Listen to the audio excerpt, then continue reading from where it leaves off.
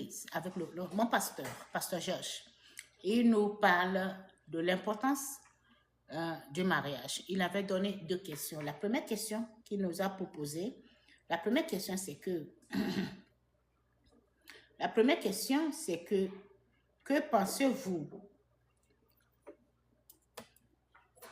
C'est-à-dire, que pensez-vous du mariage? You know, qu'est-ce que vous pensez du mariage? À part ce que nous comprenons mariage. Comment c'est une façon de dire, comment est-ce que tu peux définir toi-même le mariage? Personnellement, qu'est-ce que tu comprends quand on parle du mariage? Alors, j'ai ma fille qui a répondu à cette question en disant que le mariage, c'est quand tu donnes ton cœur à l'autre. Ah ben, je lui ai dit que oui, et puis c'est fini, c'est le mariage. Bon, elle a essayé de donner, elle ne pouvait pas. Je l'ai donné j'ai donné un exemple. Moi, je lui ai dit que, bon, qu'est-ce qu'elle peut dire que un mariage est parfait et c'est bien, c'est admirable. C'est là où elle a dit que quand papa et maman ne se querellent pas et quand il y a la paix dans le foyer et tout ça. J'ai dit oui, c'est une idée, c'est une très belle idée. Mais le mariage, qu'est-ce que c'est? Le mariage, c'est quand vous vous respectez. Quand vous vous respectez. Quand il n'y a pas de différence entre papa et maman. Quand papa considère maman comme lui et maman considère papa comme elle. Donc, vous venez en commun accord et vous avez la même idée. Vous vous respectez mutuellement. Vous vous aimez. Vous laissez fleurir l'amour entre vous. Vous êtes là pour le meilleur et le pire. Donc, si maman traverse un moment difficile, automatiquement, papa doit traverser ce moment difficile-là. Vous vous soutenez financièrement, ok? Ce n'est pas que l'autre est supérieur à l'autre. Tu ne cries pas, dis que oui, j'ai mon doctorat, toi tu n'as pas eu ton doctorat, je suis le docteur, je suis le plus intelligent. Il n'y a pas de comparaison dans un mariage. Quand vous venez à deux vous mettre ensemble, vous devenez en ce moment un seul corps. Quand vous devenez un seul corps, vous vous soutenez, vous voulez réussir, vous faites tout pour la réussite. Et avant tout, il faut d'abord instaurer le Seigneur dans votre vie de couple. Dieu doit exister dans votre vie de couple. Et maintenant, vous vous respectez mutuellement, vous vous aimez, vous laissez l'amour fleurir.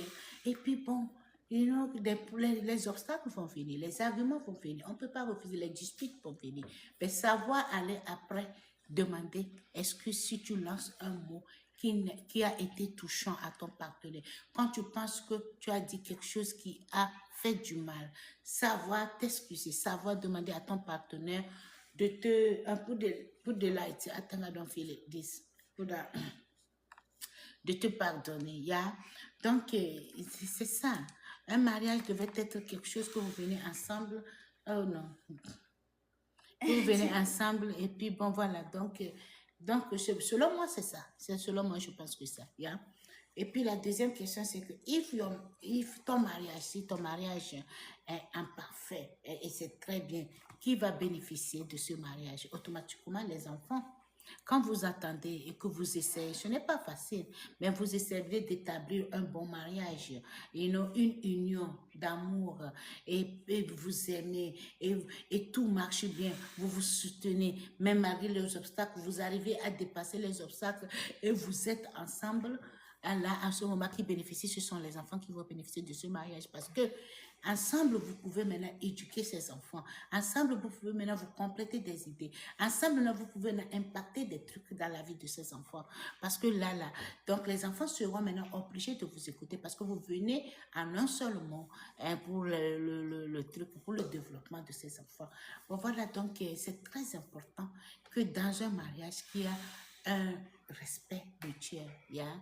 Ben, moi, sans vous mentir, moi, j'avais déjà compris ça de chez mes parents, mais seulement je suis tombée sur un abuseur, un homme qui ne connaissait pas ce que c'était que le mariage.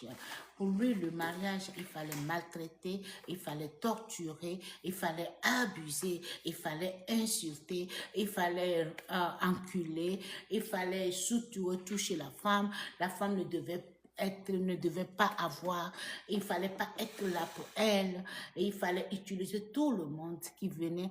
Moi, j'ai connu mon mari et je suis restée avec plus de 27 ans. Et j'ai eu seulement que 3 camarades que j'ai eu comme amis. Et mes 3 camarades, mon mari, il a couché avec les 3. Il a couché, il est parti, il les a amenés ces 3-là au lit. Vous voyez? Donc, il y a de ces hommes, ils viennent dans votre vie parce qu'ils vous aiment. Des fois, on arrive à choisir son pire ennemi. Tu choisis ton propre démon. Tu choisis ton propre diable. Tu choisis ton propre sorcier. Et c'est à lui que tu confies ton cœur. Et qu'est-ce que tu veux qu'un démon fasse de ton cœur? Le démon ne connaît que du mal. Il ne fera que te faire du mal. Il ne connaît rien que d'autre que de mal. C'est sa vie, c'est ce qu'il est. Donc, tu ne peux pas refuser ça. Donc, quand les trucs commencent à aller, et c'est là on se rend compte, oh non, donc j'avais fait un mauvais choix. J'avais laissé mon cœur à un démon, et le démon, lui, s'en apparaît. Voilà. Donc, c'est très important pour le choix de mariage qu'on demande la présence de l'Esprit du Seigneur de nous faire notre même, de choisir pour nous. Parce que ce n'est pas facile. Et je commence par être malade. Je commence par être malade. Et bon, je vais laisser cette vidéo. Je commence par avoir les vertiges et autres. Je ne veux pas tomber évanoui devant vous. Et voilà. Donc, je vais juste laisser la vidéo et puis je vais courir au lit. Il faut que j'aille dormir. Je commence par me sentir pas bien. Ça ne va pas. Bon, d'accord, je vous aime. Et on va continuer cette vidéo au fur et à mesure. Aujourd'hui, je vais me laisser. Je vais m'arrêter ici. Je vous aime et passez une belle nuit. Bye bye. OK.